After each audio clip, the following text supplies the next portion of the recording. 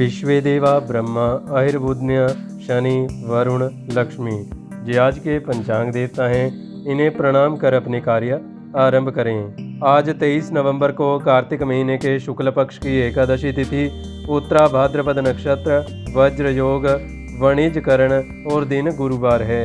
आज रात को भद्रे 9:01 से आरंभ होकर 24 नवंबर को सुबह के समय 8:02 पर समाप्त हो जाएंगी। ओम ग्राम ग्रीम ग्रोम सह गुरुवे नमः इस मंत्र का आज 19 बार उच्चारण करें और घर से दही खाकर प्रस्थान करें। आज 23 नवंबर को एकादशी तिथि, देव उत्थान एकादशी, हरि प्रबोधनी एकादशी का व्रत है।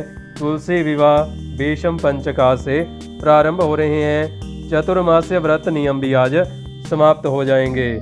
आज के दिन लक्ष्मी नारायण भगवान की पूजा की जाती है और तुलसी विवाह के लिए भी आज का दिन बहुत ही शुभ है। आज भीषम पंचक प्रारंभ हो रहे हैं जो कि 27 नवंबर को समाप्त होंगे। डेरा बाबा रुद्रानंद उन्ना में हिमाचल प्रदेश में भीषम पंचक मनाए जाते हैं। आज से ही 5 दिनों तक तुलसी के पास दीपक जगाने आरंभ किए जाएंगे जो कि 27 नवंबर तक जगाए जाएंगे। आज कार्तिक शुक्ल पक्ष एकादशी की व्रत कथा श्रवण करते हैं। ब्रह्मा जी बोले, हे मुनि श्रेष्ठ, आप पापों को हरने वाली, पुण्य और मुक्ति देने वाली एकादशी का महात्म्य सुनाइए। पृथ्वी पर गंगा की महत्ता और समुद्रों तथा तीर्थों का प्रभाव तभी तक है जब तक कार्तिक महीने की देव प्रबोधनी एकादशी तिथि नहीं आती। मनुष्य को जो फल 1000 अश्वमेध और 100 राजसूय यज्ञों से मिलता है वही प्रबोधनी एकादशी के व्रत से भी मिलता है। नारद जी कहने लगे, हे पिता, एक समय भोजन करने, रात्रि को भोजन करने तथा सारे दिन उपवास करने से क्या फल मिलता है, सो आप विस्तार पूर्वक मुझको समझाइए। ब्रह्मा जी बोले, हे पुत्र, एक बार भोजन करने से 1 जन्म और रात्रि को भोजन करने से 2 जन्म और पूरा दिन उपवास रखने से 7 जन्मों के पाप नाश होते हैं। जो वस्तु त्रिलोकी में ना मिल सके और ना दिखाई दे वह हरि प्रबोधनी एकादशी से प्राप्त हो सकती है। मेरु और मंदराचल के समान भारी पाप भी नष्ट हो जाते हैं तथा अनेक जन्म में किए हुए पाप समूह क्षण भर में भस्म हो जाते हैं। जैसे रुई के भारी ढेर को अग्नि की छोटी सी चिंगारी भस्म कर देती है, विधि पूर्वक थोड़ा सा पुण्य कर्म बहुत फल देती है, परंतु विधि रहित चाहे अधिक किया जाए तो उसका कुछ फल नहीं मिलता। संध्या ना करने वाले, नास्तिक, वेद निंदक, धर्मशास्त्र को दूषित करने वाले, मूर्ख, दूसरे की स्त्री का अपहरण करने वाले, पाप कर्मों में सदैव लगे रहने वाले, धोखा देने वाले, ब्राह्मण अथवा शूद्र पर स्त्री गमन करने वाले, ब्राह्मणी से भोग करने वाले, ये सब चांडाल के समान है। जो विधवा अथवा सधवा ब्राह्मणी से भोग करते हैं वे अपने कुल को नष्ट कर देते हैं, पर स्त्रीगामी के संतान नहीं होती और उसके पूर्व जन्म के संचित सब कर्म, अच्छे कर्म नष्ट हो जाते हैं। जो गुरु और ब्राह्मणों से अहंकार युक्त बात करता है वह भी धन और संतान से हीन होता है। भ्रष्टाचार करने वाले, चांडाली से भोग करने वाला, दुष्ट की सेवा करने वाला और जो नीच मनुष्य की सेवा करते हैं, जा संगति करते हैं, ये सब पाप हरि प्रबोधनी के व्रत से नष्ट हो जाते हैं। जो मनुष्य अपने मन में हरि प्रबोधनी एकादशी के व्रत को करने का संकल्प मात्र करते हैं उनके 100 जन्मों के पाप नष्ट हो जाते हैं और जो रात्रि को जागरण करते हैं उनकी आने वाली 10,000 पीढ़ियां स्वर्ग में जाती हैं। नरक के दुखों से छूटकर प्रसन्नता के साथ सुसज्जित होकर वे विष्णु लोक को जाते हैं। ब्रह्म हत्या आदि महान पाप भी इस व्रत के प्रभाव से नष्ट हो जाते हैं। जो फल समस्त तीर्थों में स्नान करने, गो, स्वर्ण और भूमि का दान करने से होता है वही फल इस एकादशी की रात्रि को जागरण से मिलता है। हे मुनि शार्दुल, इस संसार में उसी मनुष्य का जीवन सफल है जिसने हरि प्रबोधनी एकादशी का व्रत किया है। इस संसार में जितने भी तीर्थ हैं उन सब के स्नान दान आदि का फल इस व्रत से मिलता है। अतः और सब कर्मों को त्याग कर भगवान के प्रसन्नतार्थ कार्तिक महीने की शुक्ल पक्ष की हरि प्रबोधनी एकादशी का व्रत करना चाहिए। वही ज्ञानी, तपस्वी तथा जितेंद्रिय है और उसी को भोग तथा मोक्ष प्राप्त होता है जिसने हरि प्रबोधनी एकादशी का व्रत किया है। वह विष्णु भगवान को अत्यंत प्रिय, मोक्ष के द्वार को बताने वाली तथा उसके तत्व का ज्ञान देने वाली है। जिसने एक बार भी इसका व्रत किया वह मोक्ष का अधिकारी हो जाता है। मन, कर्म, वचन तीनों प्रकार के पाप इस रात्रि को केवल जागरण करने से नष्ट हो जाते हैं। हरि प्रबोधनी के दिन जो मनुष्य भगवान के प्रसन्नता के लिए स्नान, दान, तप व यज्ञ आदि करते हैं वह अक्षय पुण्य को प्राप्त होते हैं। प्रबोधनी एकादशी के दिन व्रत करने से मनुष्य के बाल, यौवन और वृद्ध अवस्था में किए हुए समस्त पाप नाश हो जाते हैं। इस एकादशी को रात्रि में जागरण करने का फल चंद्र सूर्य ग्रहण के समय स्नान करने से 1000 गुना अधिक होता है। अन्य कोई पुण्य इस पुण्य के समान व्यर्थ है। जो मनुष्य प्रबोधनी का व्रत नहीं करते उनके सब पुण्य व्यर्थ हैं। अतः हे नारद, तुमको भी विधि पूर्वक यत्न के साथ इस व्रत को करना चाहिए। जो कार्तिक महीने में धर्मपरायण होकर अन्न नहीं खाते हैं उन्हें चांद्रायण व्रत का फल प्राप्त होता है। कार्तिक महीने में भगवान दान आदि से इतने प्रसन्न नहीं होते जितने के शास्त्रों की कथाओं के सुनने से होते हैं। कार्तिक मास में जो भगवान विष्णु की कथा का एक या आधा श्लोक भी पढ़ते, सुनते या सुनाते हैं उनको 100 गायों के दान का फल मिलता है। अतः अन्य सब कर्मों को छोड़कर कार्तिक मास में भगवान सन्मुख बैठकर भगवान कथा पढ़नी या सुननी चाहिए। जो कल्याण के लिए कार्तिक मास में हरि कथा कहते हैं वह सारे कुटुंब का क्षण मात्र में उद्धार कर देते हैं। शास्त्रों की कथा कहने और सुनने से 10,000 यज्ञों का फल मिलता है और साथ ही उनके सब पाप भस्म हो जाते हैं। जो नियम पूर्वक हरि कथा सुनते हैं वह 1000 गोदान का फल पाते हैं। विष्णु भगवान के यागने के दिन जो भगवान की कथा सुनते हैं वह 7 द्वीपों समेत पृथ्वी के दान करने का फल पाते हैं। जो मनुष्य भगवान की कथा को सुनकर वाचक को अपनी सामर्थ्य के अनुसार दक्षिणा देते हैं उनको सनातन लोक मिलता है, अर्थात कभी ना खत्म होने वाला लोक मिलता है। ब्रह्मा की ये बात सुनकर मुनि नारद ने कहा कि भगवान, एकादशी के व्रत की विधि हमसे कहिए और कैसा व्रत करने से क्या फल मिलता है ये भी विस्तार पूर्वक समझाकर कहिए।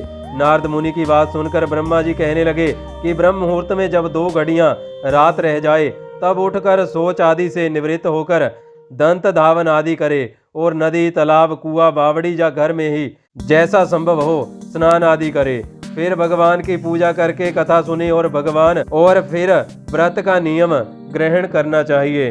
उस समय भगवान से विनय करें कि हे भगवान, आज मैं निराहार रहकर व्रत करूंगा, आप मेरी रक्षा कीजिए।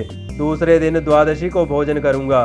तत्पश्चात भक्ति भाव से व्रत करें तथा रात्रि को भगवान के आगे नृत्य, गीत आदि करना चाहिए। प्रबोधनी एकादशी को कृपणता को त्याग कर बहुत से पुष्प, फल, अगर धूप आदि से भगवान का पूजन करना चाहिए। शंख के जल से भगवान को अर्घ दें, इसका समस्त तीर्थों में करोड़ों गुना फल होता है। जो मनुष्य अगस्त्य के पुष्प से भगवान का पूजन करते हैं उनके आगे इंद्र भी हाथ जोड़ता है। तपस्या करके संतुष्ट होने पर हरि भगवान जो नहीं करते वह अगस्त्य के पुष्प से भगवान को अलंकृत करने से करते हैं। जो कार्तिक मास में बिल्व पत्र से भगवान की पूजा करते हैं वह मुक्ति को प्राप्त होते हैं। कार्तिक मास में जो तुलसी से भगवान का पूजन करते हैं उनके 10,000 जन्मों के पाप नष्ट हो जाते हैं। तुलसी दर्शन करने, स्पर्श करने, कथा कहने, नमस्कार करने, स्तुति करने, तुलसी रोपण करने से, जल से सींचने से और प्रतिदिन पूजन सेवा आदि करने से हजारों करोड़ युग पर्यंत विष्णु लोक में निवास करते हैं। जो तुलसी का पेड़ लगाते हैं उनके कुटुंब में उत्पन्न होने वाले प्रलय काल तक भगवान विष्णु के लोक में निवास करते हैं।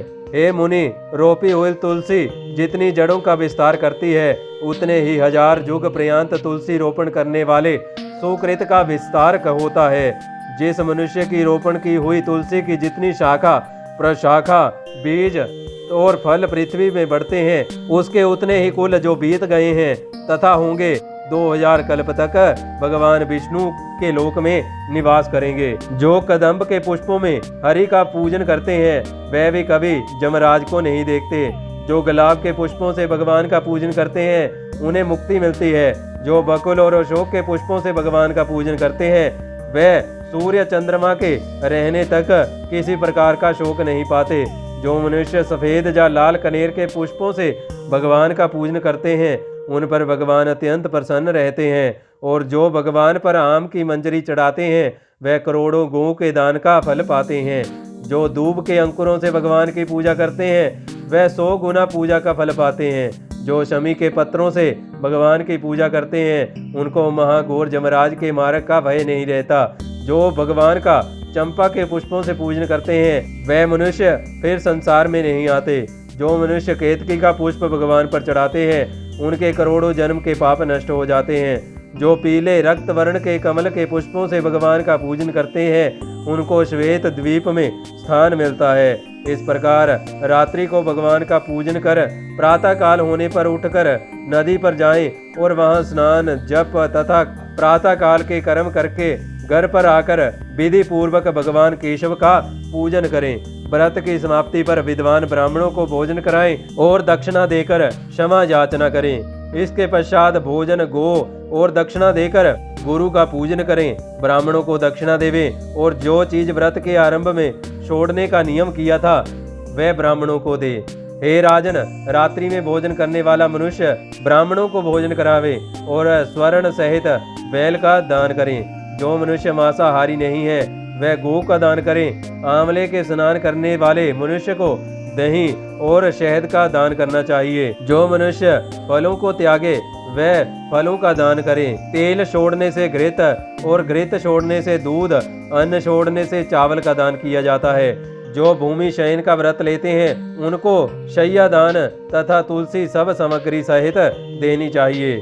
पत्ते पर भोजन करने वाले को स्वर्ण का पत्ता घृत के सहित देना चाहिए। मौन व्रत धारण करने वाले को ब्राह्मण और ब्राह्मणी को घृत तथा मिठाई का भोजन कराना चाहिए। बाल रखने वाले को दर्पण, जूता छोड़ने वाले को एक जोड़ा जूता, लवण त्यागने वाले को शर्करा दान करनी चाहिए। मंदिर में दीपक जलाने वाले को तथा नियम लेने वाले को व्रत की समाप्ति पर ताम्र अथवा स्वर्ण के पत्र पर घृत बत्ती रखकर विष्णु भक्त ब्राह्मण को दान करना चाहिए। एकांत व्रत में 8 कलश वस्त्र और स्वर्ण से अलंकृत करके दान करना चाहिए। यदि ये भी ना हो सके तो इसके अभाव में ब्राह्मणों का सत्कार सब व्रतों की सिद्धि देने वाला कहा गया है। इस प्रकार ब्राह्मणों को प्रणाम कर विदा करें। इसके पश्चात स्वयं भी भोजन करें। जिन वस्तुओं को चतुर्मास्य में छोड़ा हो उन वस्तुओं को समाप्ति करें अर्थात ग्रहण करने लग जाएं। हे राजन, जो बुद्धिमान इस प्रकार चतुर्मास्य व्रत निर्विघ्न समाप्त करते हैं वह कृत्य हो जाते हैं और फिर उनका जन्म नहीं होता। यदि व्रत भ्रष्ट हो जाए तो व्रत करने वाला अंधा या कोढ़ी हो जाता है। भगवान कृष्ण कहते हैं कि राजन, जो तुमने पूछा था वह सब मैंने बतलाया। इस कथा को पढ़ने और सुनने से गोदान का फल प्राप्त होता है। ओम अच्युतम केशवम श्री राम नारायणम कृष्ण दामोदरम श्री वासुदेवम हरिम श्रीधरम माधवम श्री गोपिका वल्लभम जानकी नायकम श्री रामचंद्रम भजे। विष्णु भगवान की जय, लक्ष्मी नारायण भगवान की जय। आज के राहु काल और अन्य मुहूर्तों के बारे में जानते हैं। राहु काल 1:28 PM से 2:46 PM तक रहेगा। अभिजीत मुहूर्त 11:49 AM से 12:31 PM तक रहेगा। आज का चौगड़िया जानते हैं। 6:59 AM से 8:17 AM तक शुभ का चौगड़िया। 10:52 AM से 2:46 PM तक चर लाभ और अमृत की घड़ियां रहेंगी। 4:03 PM से 8:46 PM तक शुभ, अमृत और चर की घड़ियां रहेंगी। रात को 12:11 AM से 1:53 AM तक लाभ की घड़ियां।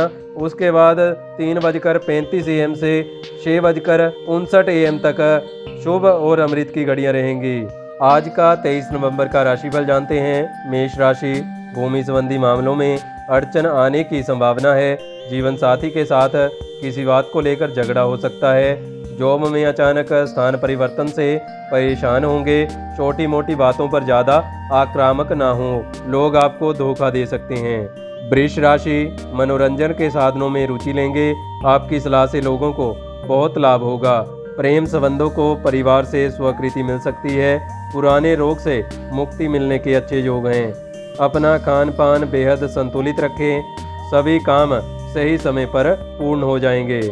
मिथुन राशि, परिवार में थोड़ी काम की अधिकता रहेगी, स्वास्थ्य थोड़ा नरम सा हो सकता है, विदेश यात्रा होने के योग बन रहे हैं, योजनाओं को क्रियान्वित करने में आसानी होगी, लोग आपकी बातों को ध्यान से सुनेंगे, पिताजी अथवा गुरुजनों के साथ किसी गंभीर मुद्दे पर चर्चा हो सकती है। कर्क राशि, व्यापारिक उद्देश्य से यात्रा हो सकती है, अनावश्यक खर्चों पर नियंत्रण करना पड़ेगा, बनते हुए कार्यों में विघ्न आने की आशंका है, बुजुर्गों के व्यवहार से आप आहत हो सकते हैं, आध्यात्मिक चिंतन को आप काफ़ी समय देंगे, छात्रों को पढ़ाई में अत्यधिक मेहनत करनी पड़ेगी। सिंह राशि, आज का दिन अपनों के बीच शांति से बिताएंगे तो बेहतर होगा, अनैतिक कार्यकलापों की तरफ प्रेरित हो सकते हैं, अपने शुभ चिंतकों की सलाह को अन्यथा न लें, सोच समझ कर ही घर संबंधी निर्णय लें, कोई महत्वपूर्ण कार्य आज रुक सकता है। कन्या राशि, दिनचर्या थोड़ी असामान्य हो सकती है, आपकी योजनाएं सफल होंगी, घर में कुछ आगंतुकों का आगमन हो सकता है, विवादित मामलों को सुलझा सकते हैं, कार्य क्षेत्र में सकारात्मक परिणाम मिलने से मन प्रसन्न रहेगा, जीवन साथी का भरपूर सहयोग मिलेगा। तुला राशि, कार्य क्षेत्र में कुछ अचानक परिवर्तन करने पड़ सकते हैं, अपनी योजनाओं को लोगों के सामने साझा ना करें, लोग आपके भोलेपन का लाभ उठा सकते हैं, घर का माहौल अनुशासित रहेगा, नकारात्मक आदतों को छोड़ने का प्रयास करें, आप दूसरों की सहायता करने की पूरी कोशिश करेंगे। वृश्चिक राशि, कारोबार को लेकर टेंशन हो सकती है, प्रेम संबंधों को लेकर थोड़े गंभीर रहें, खांसी जुकाम के कारण परेशानी होने की संभावना है, उधार लेन देन को लेकर थोड़ी समस्या होगी, आलस्य में अपना समय बर्बाद ना करें, अपनी क्षमताओं और योग्यता पर संदेह ना करें।